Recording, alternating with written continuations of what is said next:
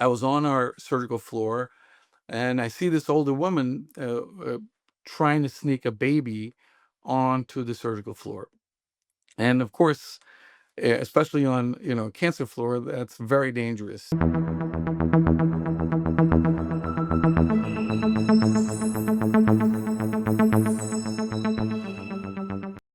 Welcome to the show, everyone. This is your host, David Spiro. I'm a professor of pediatric emergency medicine at the University of Arkansas Medical School and also Arkansas Children's, and I am incredibly delighted to have Dr. Bhuvanish Singh, or Bhuv as I've called him, and have known him since high school, and we've known each other since high school when I was elected president of the student council and Bhuv was the treasurer, and we spent a lot of time pilfering snacks that we were selling for various causes, trying to save lives back in high school. So I'm incredibly delighted to have Bhuv on the show, and I'm going to turn it over to him because we usually start the show with understanding how folks got to where they are today, and would love for you to introduce yourself, and incredibly honored to have you on today. David, it brings back a lot of memories of sitting in that office, which I think you'll remember was essentially our private office during high school. It was great. It's really an honor to be here, and thank you so much for including me on your podcast. I took a circuitous journey to get to where I am. If I don't know if you remember, but when I came out of high school, I had joined a accelerated dental program, and it took about a year for me to realize that dentistry wasn't for me. So ended up changing paths towards medical school. And similarly, when I got to medical school, the one thing I said is that I would never be a surgeon. And of course, when I finished, I took a track towards a surgical field in otolaryngology. But right from the beginning, when I became interested in surgery, my interest was in cancer, and specifically head and neck cancer. So I finished um, a, a program which was actually 2 years of general surgery and 4 years of ENT. And then I did a 2.5 year fellowship at Memorial Sloan Kettering, and then 2 more years to get a PhD in medical molecular biology as part of the faculty at Sloan Kettering. I did my initial 27 years Wow. of professional career at Sloan Kettering, and literally about 6 months ago took a leadership role at Northwell to build a skin cancer clinical and research and training program. So I'm excited to be in my new role, and sort of working towards developing programs. Well, congratulations, and it's an incredible story. Everyone has different journeys to get to where they are, and that is certainly a bit circuitous, but Sloan Kettering was so lucky to have you. I know a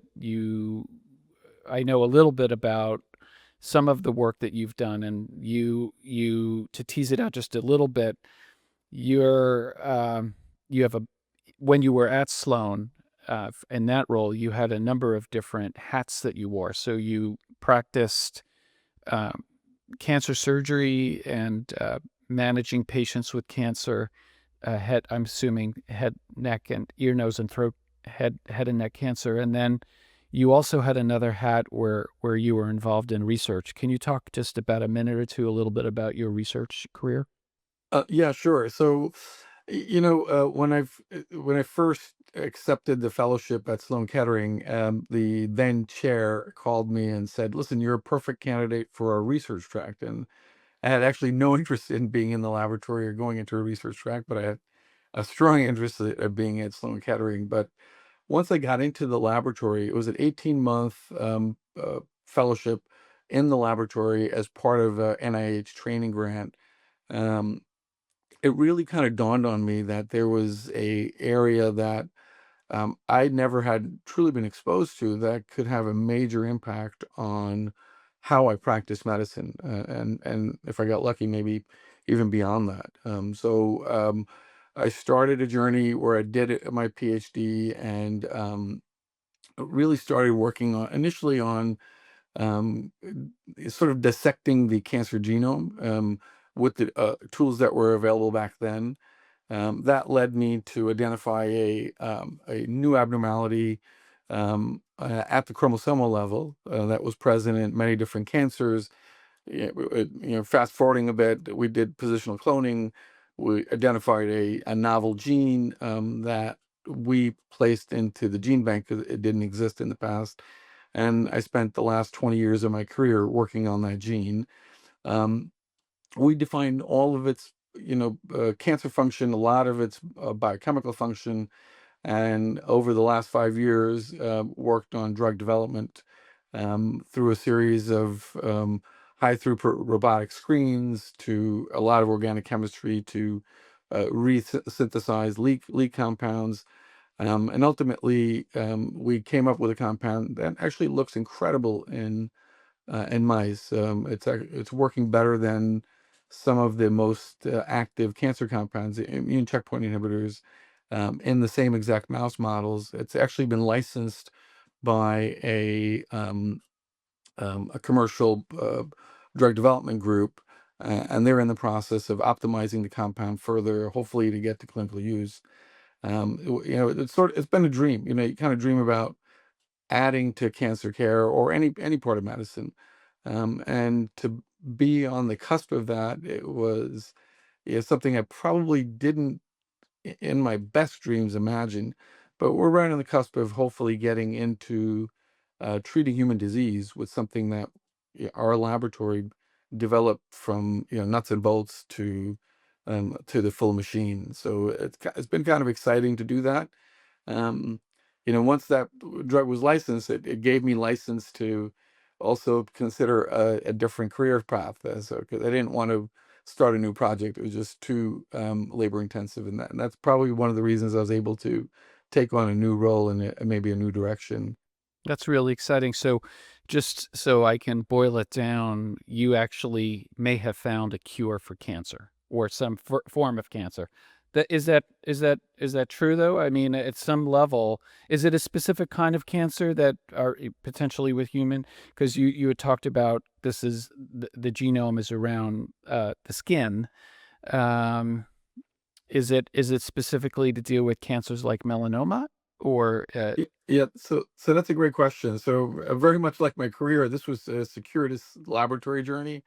Our intention or our thought was that this genetic abnormality, which was present in things like squamous cell cancer of the lung, of the head, neck, or the esophagus, even some cervical cancers, we could target that abnormality in these cancers.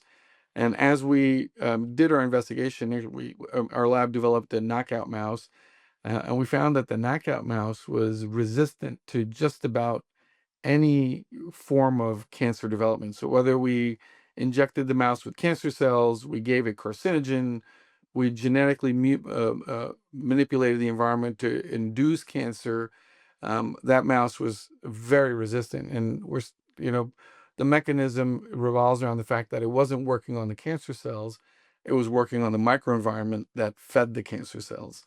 And the models that we've tested in thus far in mice include breast, lung, melanoma, ovary, pancreas, and there's one or two others that I just can't recall. But we saw efficacy at a very, very high level in the mouse model.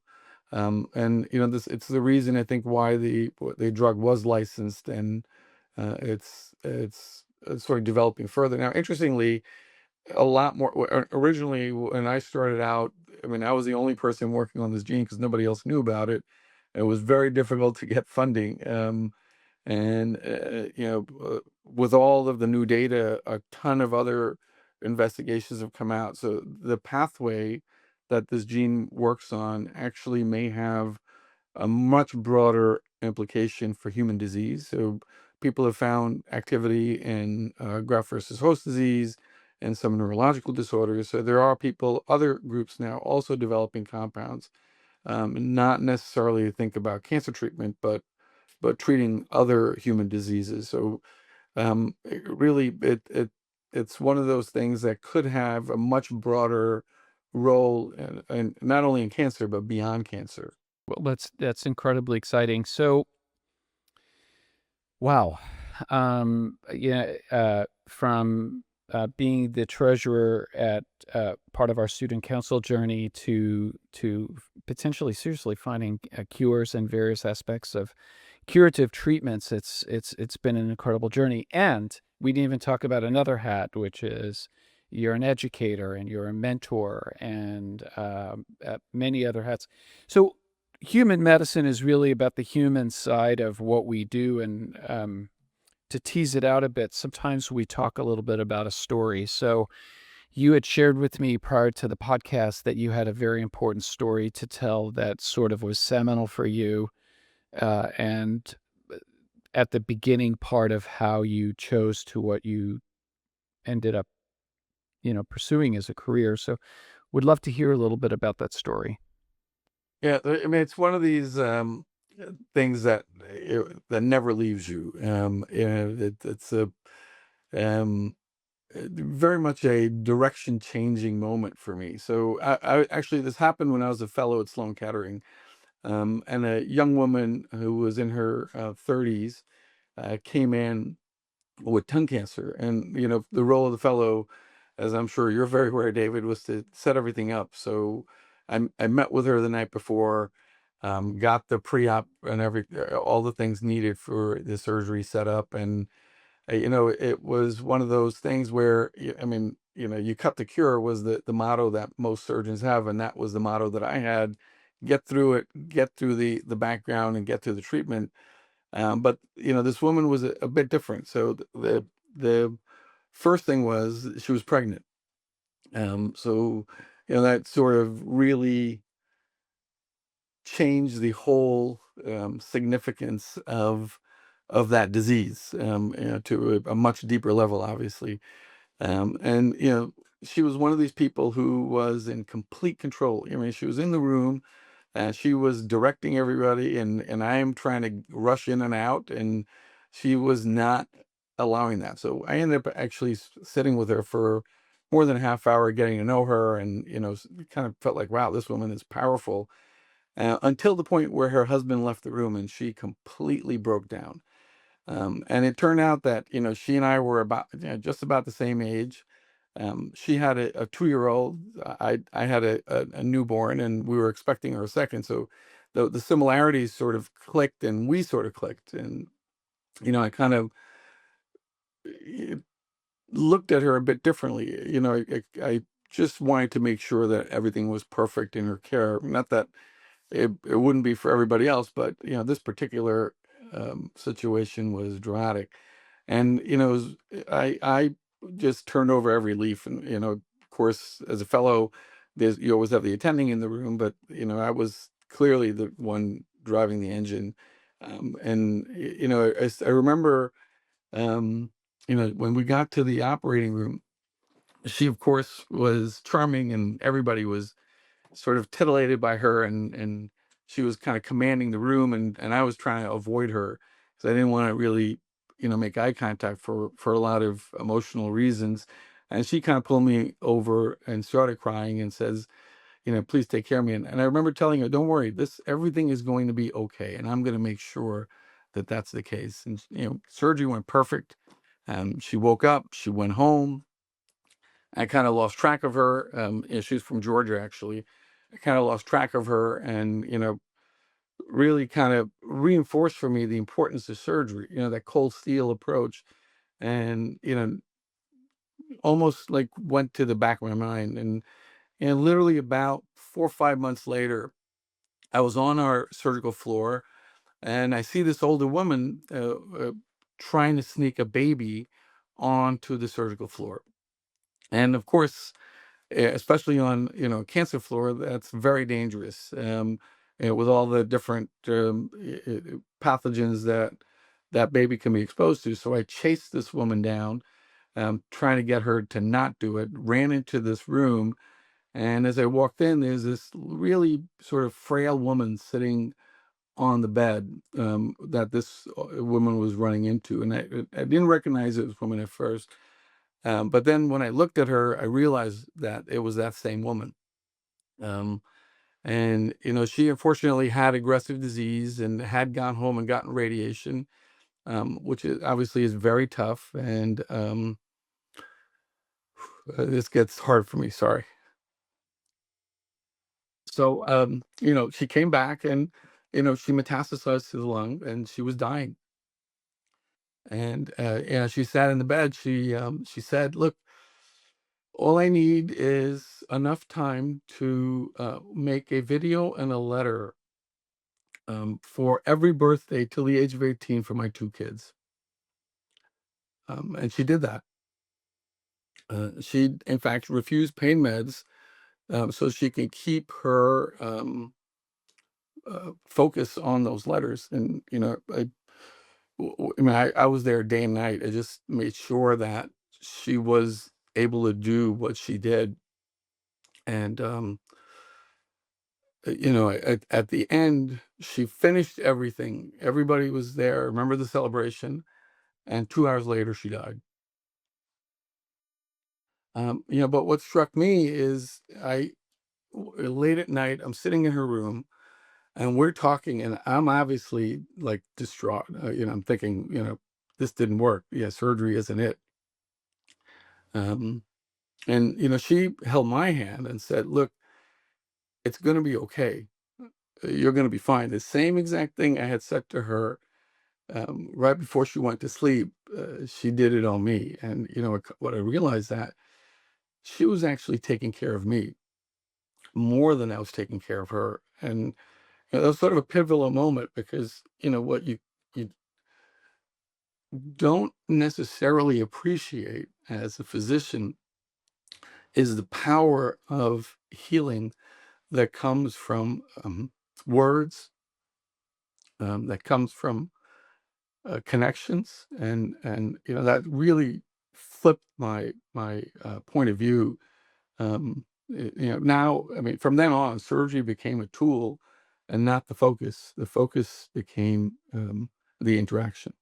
So, how you had mentioned that, first of all, thank you for being vulnerable and sharing that story. Because for those of you that are listening, if that didn't affect you, um, it should. And it's really, I know you now differently. We knew each other as kids, but now just from telling that story, I know you differently. So, how do you, in one of the previous episodes, actually with Dr. Yu, we talked a little bit about our cerebralness that you'd mentioned just now. You talk and we talk and we talk, but I feel like with this patient, you opened up your heart. You opened up a different part of who you are, and she opened up a different part of who she was with you when her husband left and she became vulnerable.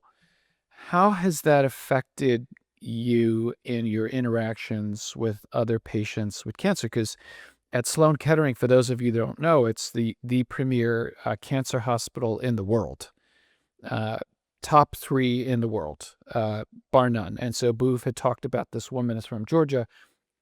I can guarantee without even knowing that Booth is taking care of folks from literally all around the world. And because folks come to Sloan for that. So how has this beautiful woman that you had this beautiful experience with, this very human experience, how did that affect the way that you and changed the way you you take care of folks with cancer? That's a great question. There was a fundamental shift in the way I looked at things. Um,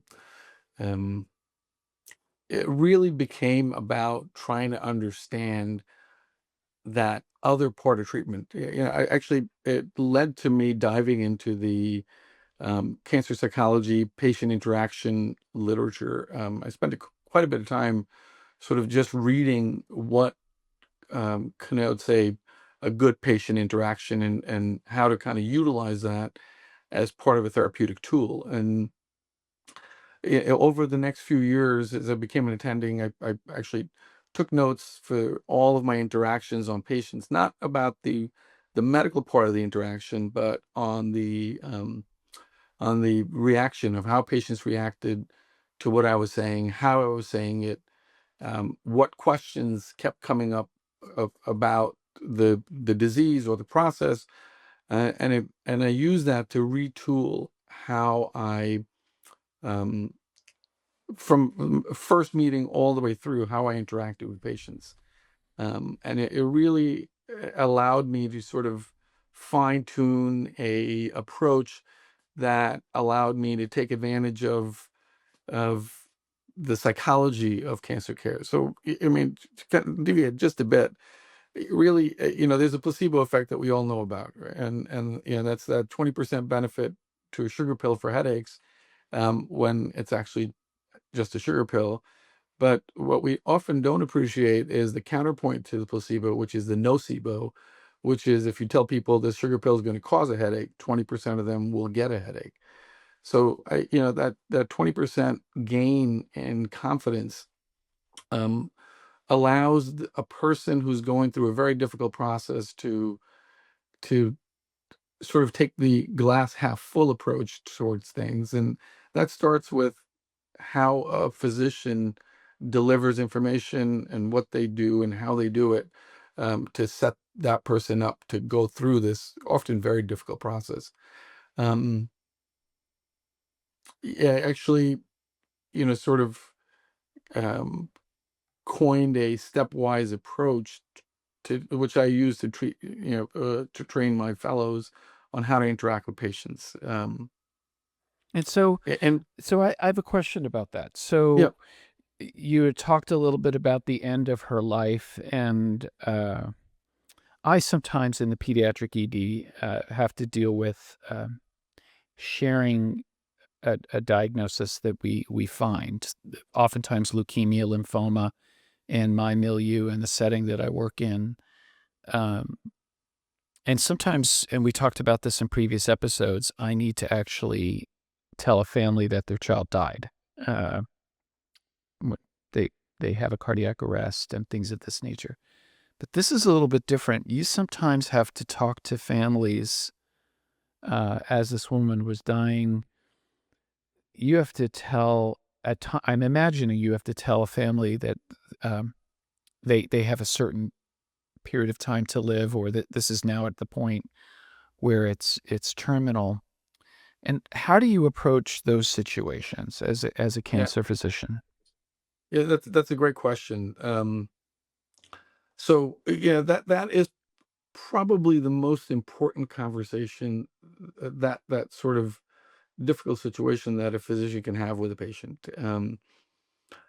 And it there's a there's a need to set a path for the patient and their family in that situation. So, first thing, I never quote a number.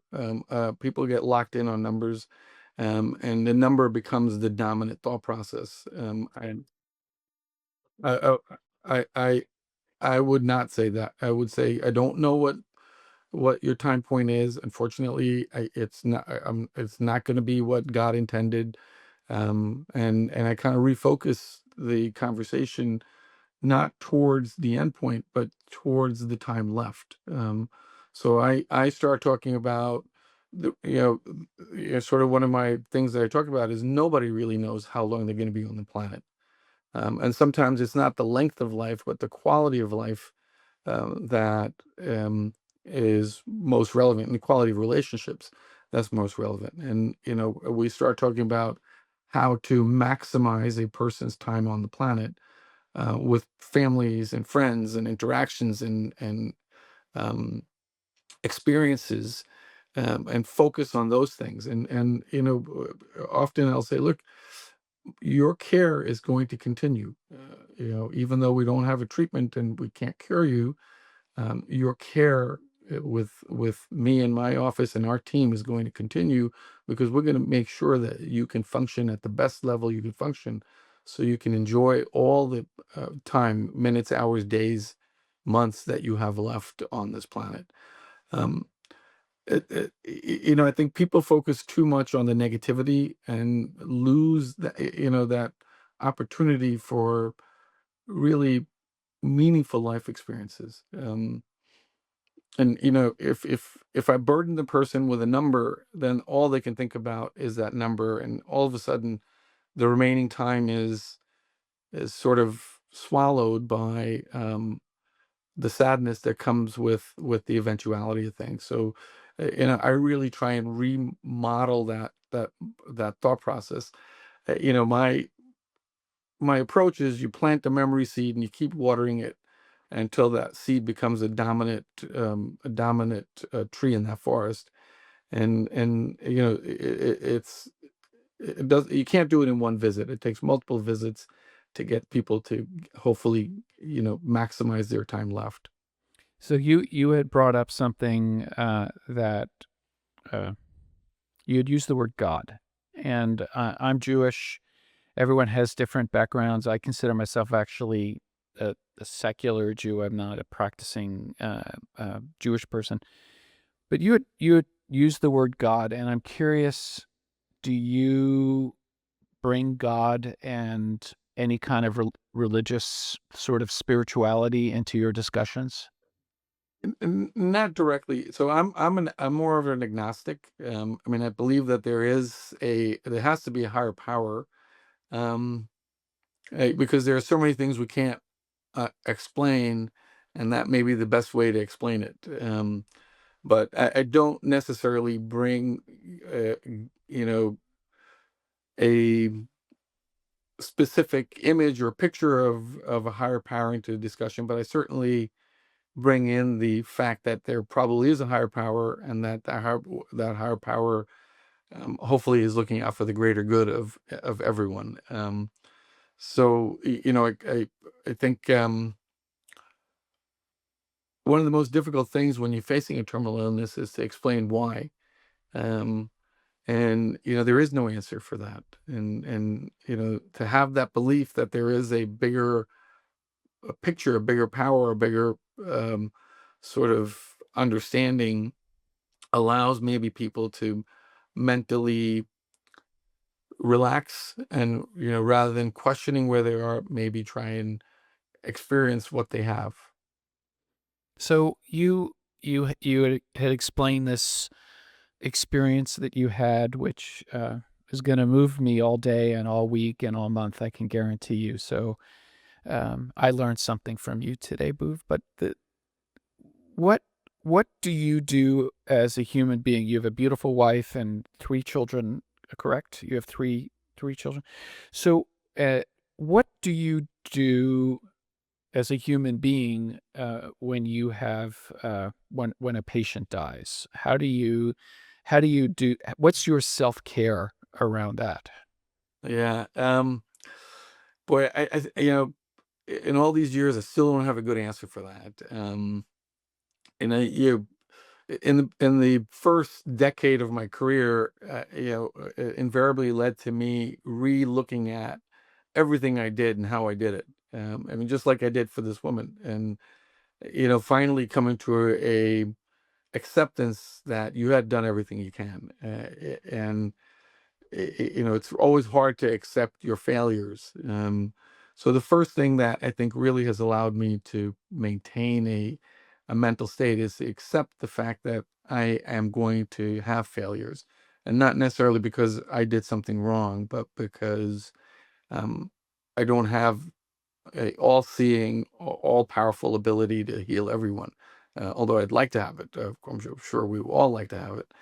Um, the other thing that allows me to sort of maintain my mental state is just to take myself out of that environment.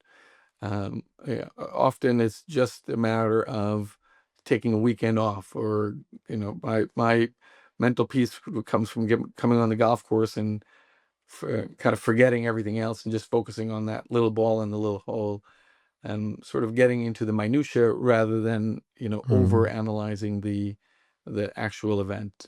Um, and but I still don't have a specific answer, because it still affects me.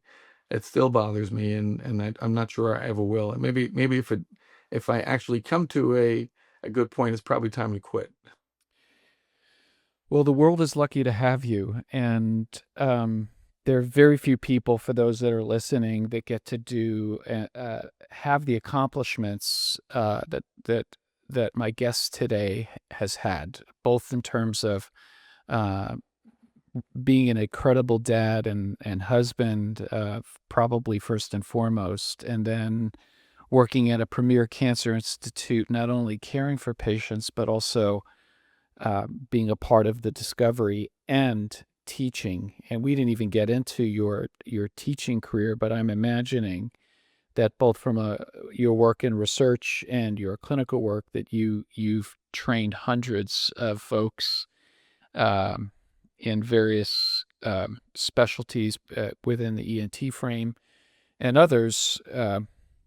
So you are an incredible human being. And I would say that the thing that I am most impressed about in your career is the story that you told today, and how that story affects and it has affected the way that you care for your patients. And also, I'm imagining this woman, may she rest in peace. This woman who passed away has given you a gift in some ways, and then has given that gift to those that you've trained in your approach to caring for others. So Yeah, I'm just honored to have you on today. well, So it's my privilege to be here. But yeah, her face is forever etched in my mind. I will never forget her. And yeah, I mean, she, in my small microcosm of who I train and who I work with, it has her signature is on there. Um, so she definitely has influenced me, and through me, hopefully, a lot of other people that will take on that sort of patient-centered approach. so Boof, if you I usually end the show with asking the guest one or two very brief take-home points about this story. Could you share those one or two points? And for those folks that are listening that are early learners in the healthcare space, what would you like for folks to take away from this experience? Well, I think the first thing I would say is, we as physicians are privileged um, to be able to take care of people every single day. We should never forget that it is a privilege. And we need to remember that that person that we're individually taking care of is a person, and that they have a family and they have their own children like we have. And although it sounds a little cliche, you have to treat that person just like you would treat your family member, or just like you would want to be treated. And that mantra is what I take to every patient meeting. And if there's one message to be sent to up and coming medical professionals, that will be it. Never forget that there's a person in front of you, and that has to be the overarching driving force in your medical activities. Northwell is lucky to have you in your new role. Congratulations. Good luck in your new position. And for those of you who are listening, thank you for listening. And you can follow us on Spotify, YouTube, Apple Podcasts, wherever you listen to podcasts. And I hope you all have an amazing day. Thanks for listening to HeMed with David Spiro, MD. If you like this episode, make sure you're subscribed on Spotify, Apple, or your favorite podcast platform. The video versions are also available on YouTube. Make sure you subscribe and hit the bell there so that you never miss a future episode.